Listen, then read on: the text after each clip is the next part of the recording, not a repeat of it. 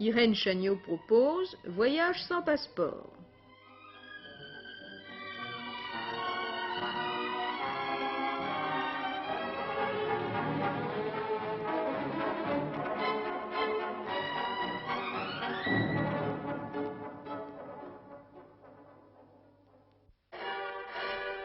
Rio, Sabec.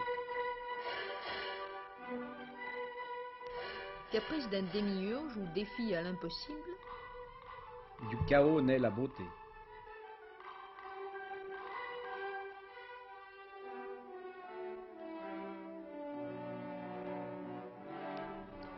Sur cette terre, l'homme a construit une ville, sa ville.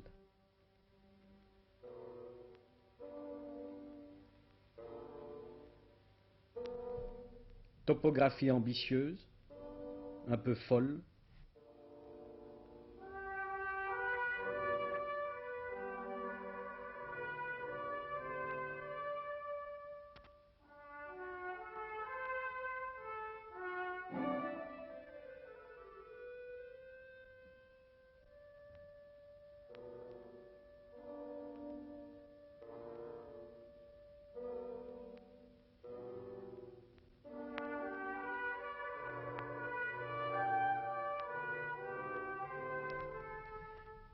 Elle conduit d'abord l'Européen à l'angoisse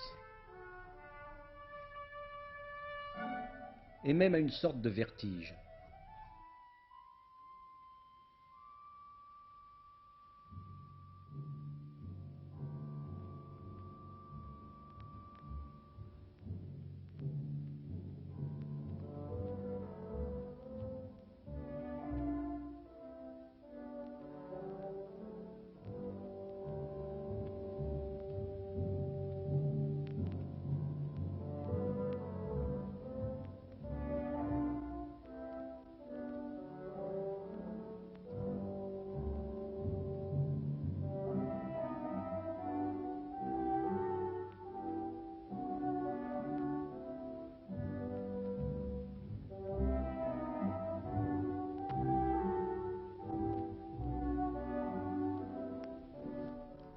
Il imprègne peu à peu de ce fameux Saudades qu'aucun autre horizon ne sera facilement comblé. Le Corcovado. On l'atteint par Sainte Thérèse et Sylvestre ou par cette route, celle de Laranjeiras.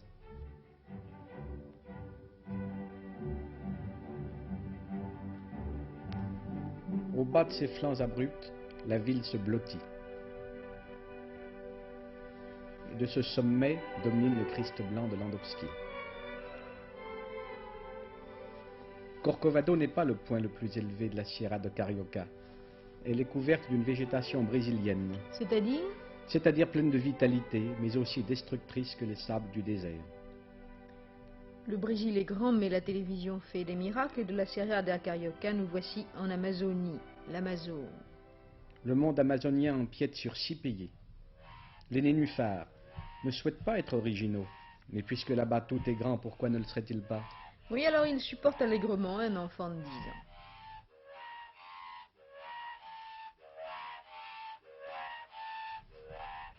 La faune amazonienne, tortues, Caïman, iguanes, panthères, auxquels s'ajoutent des oiseaux bruyants, des chamarrés, des singes, et nombre de bêtes étranges et cruelles.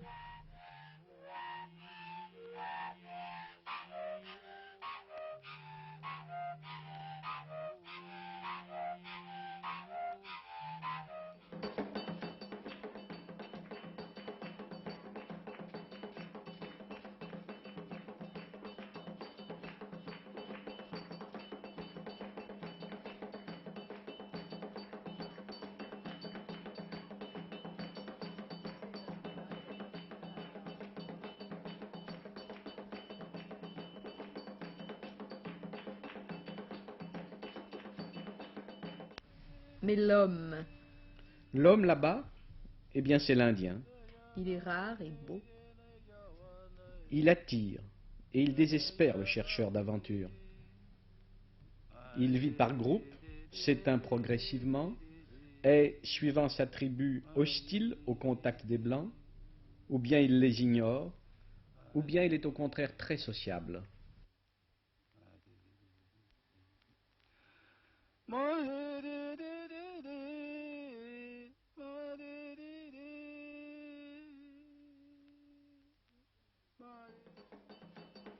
Battre les eaux basses de la rivière d'où se dégage une substance toxique qui engourdit le poisson vous oblige après à les piquer avec une flèche.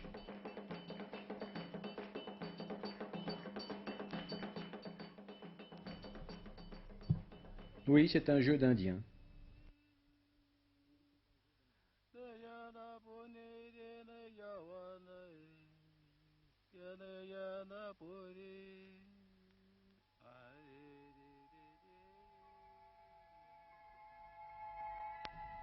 Iguaçu, c'est aussi une frontière, celle du Brésil et de l'Argentine.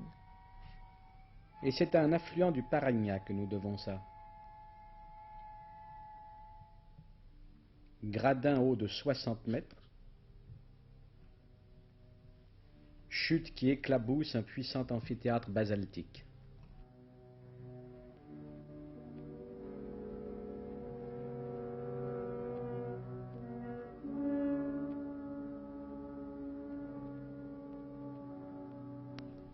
Mais tout n'est pas si violent. Cette eau qui dort presque donne raison au proverbe. Il ne faut pas s'y fier. Elle est pleine de surprises. Diamants, auxquels se joignent topazes, aigues marines, améthystes, or.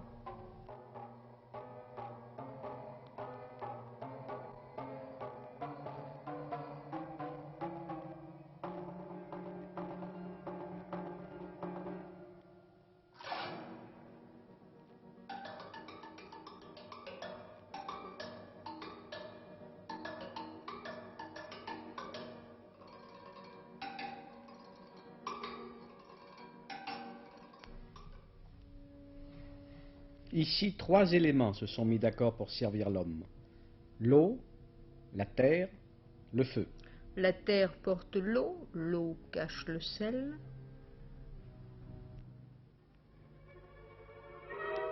Le soleil brûle et fait évaporer l'eau.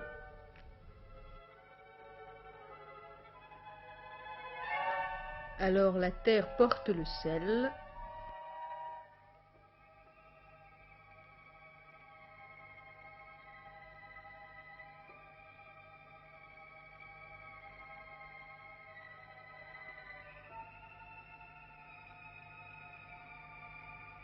L'offre à l'homme. Qui dit Brésil dit aussi gaucho, pour la plupart d'origine portugaise. Ces hommes, à cheval, grands buveurs de maté, bruyants bagarreurs, ont fini par se fixer davantage au sol. Et ont ainsi transformé leur vie pastorale rudimentaire en un élevage scientifique fort lucratif.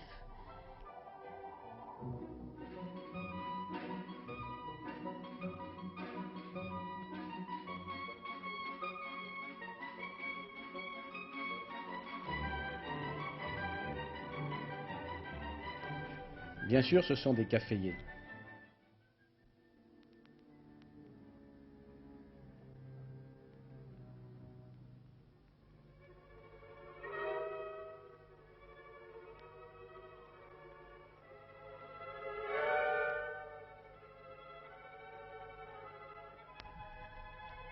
Le café brésilien doit son arôme spécial à cette terre brunâtre. Et Santos est la porte océane de l'empire du café.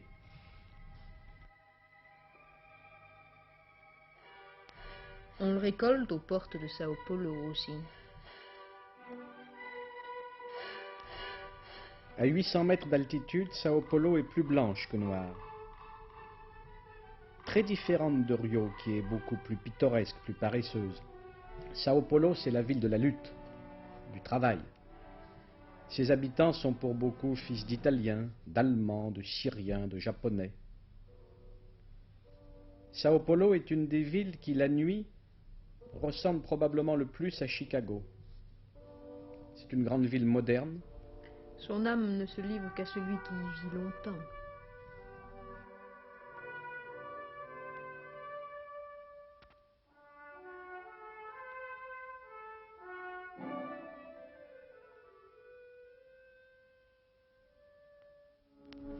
Le problème de l'enfance est un problème brûlant au Brésil. On tente beaucoup pour eux.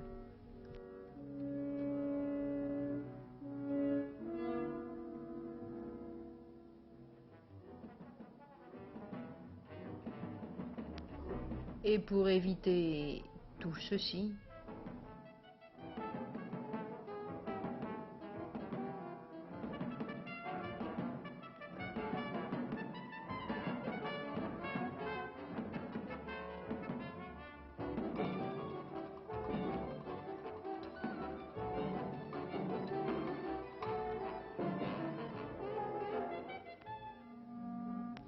on fait dans la mesure du possible cela.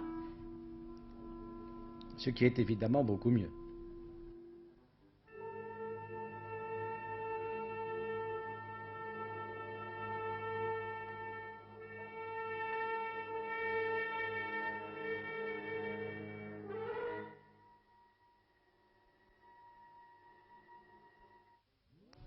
Dans l'extraordinaire creuset qu'est un monde moderne, celui-ci frappe au maximum par son absence de racisme. Toutes les couleurs, toutes les origines, un seul ennemi, le climat. Il est rare en effet de voir d'aussi vieux visages. On n'atteint pas souvent là-bas un âge avancé.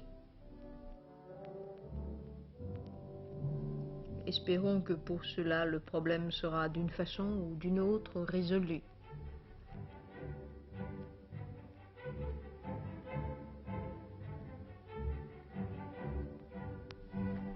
La presque pauvreté n'empêche pas la joie, ou même la provoque. C'est plus facile dans ce pays où il ne fait jamais froid.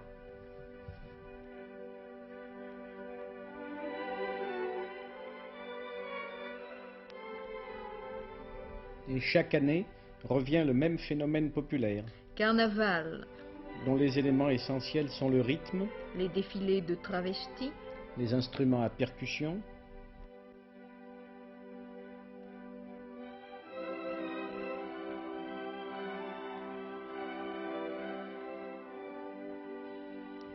là-bas l'enfant saura très tôt que de la vie à la mort il n'y a qu'un jeu. et qu'il lui faudra le jouer seul.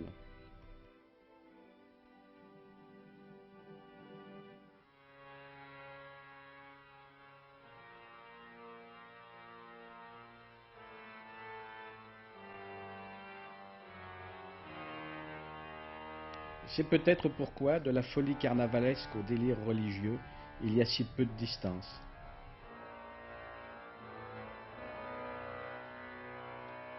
Là-bas, on prie comme on respire.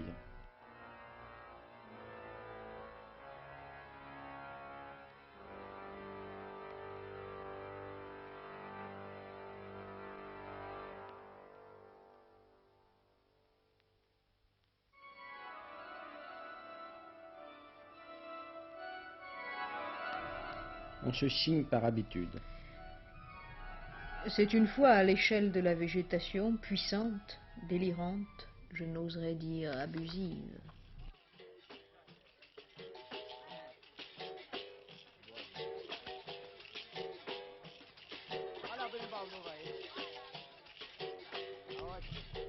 Et puis voici Baya, toute douce, toute ancienne, toute en songe, accroupie près de sa baie, son port envahi de barques rutilantes, chargées d'oranges ou de bananes.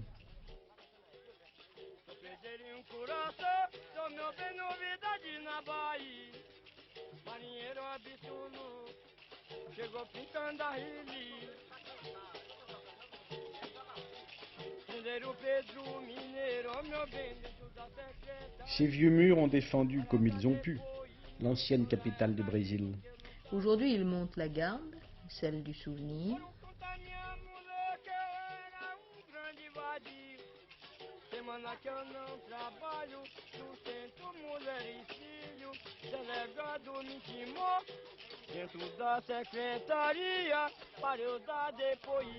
Bahia est gâtée, elle a deux villes, la haute et la basse, ce qui explique ses rues en pente.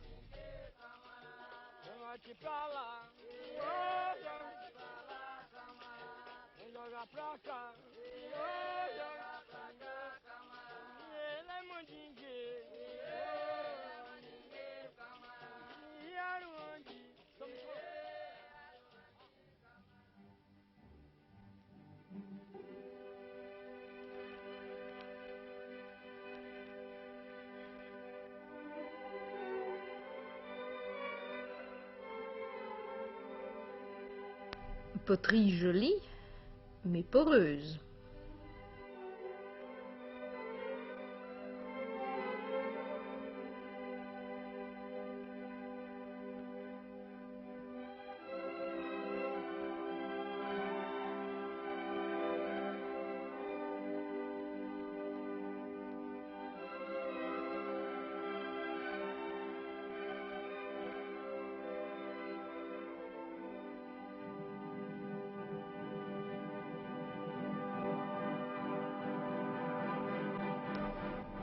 Baya, pêcheur, barque, guitare,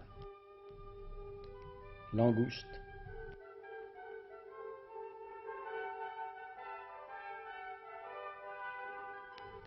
Et à l'infini des voiles,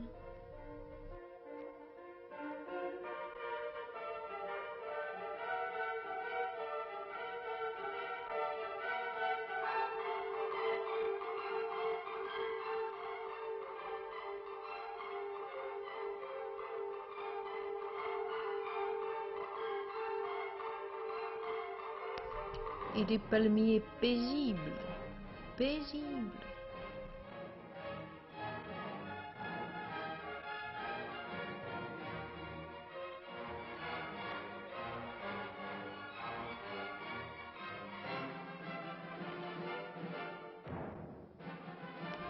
Et qui pourtant interrogent le ciel.